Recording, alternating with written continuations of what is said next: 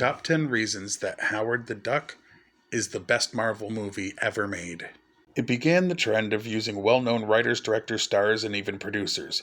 While the MCU has used directors like James Gunn, Joss Whedon, and Jon Favreau, actors like Robert Downey Jr., Natalie Portman, Don Cheadle, Marissa Tomei, Sam Jackson, Kurt Russell, and more, it all started with the classic Howard the Duck, written by Willard Huyck, who wrote American Graffiti, Indiana Jones and the Temple of Doom, and was a script doctor on Star Wars Episode 4 A New Hope.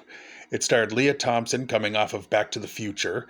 It had Tim Robbins and Jeffrey Jones from many 80s films like Ferris Bueller's Day Off and Beetlejuice. Obviously, this is before we knew the type of person he was. Produced by George Lucas, who just spent $50 million on Skywalker Ranch, after this movie came out, he made a deal with Steve Jobs for the CGI portion at a higher than market value. That became Pixar, so without this movie, there wouldn't be Pixar as we know it. With Disney's purchase of Lucasfilm and Marvel, and with the character appearing in Guardians of the Galaxy in the MCU, this is a canon film.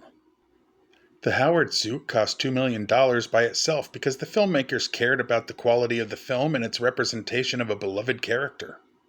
Like the current MCU, this film introduced a big bad evil guy that the average person didn't know about unless you followed the comics very closely, and let's be honest, Dark Overlord sounds like he would fit in with names like Ironmonger, Killmonger, Thanos, Ultron, and Red Skull. While soundtracks in the MCU are great because they consist mostly of songs from the 70s and 80s that were already great, the music in Howard the Duck was performed by Leah Thompson herself. Until Chris Pratt, Mark Ruffalo, and Benedict Cumberbatch record an album that gets airplay, the win goes to Howard. Howard the Duck was nominated for 7 awards, winning 4. While they were Golden Raspberry Awards, it still counts, and James Gunn and many Marvel stars have had their shares of those themselves. In a world where Thor the Dark World exists, and the multiverse making Ben Affleck's Daredevil, The Incredible Hulk, and even Spider-Man 3 canon, there's no way Howard comes close to being the worst Marvel movie. This is one film that George Lucas never altered. He edited all of his Star Wars films beyond belief, yet this is exactly the same film released since day one. So it's fair to say that as great as Star Wars is, it needed fixing, but in the eyes of George Lucas, this film is his perfect vision. And finally, duck boobs.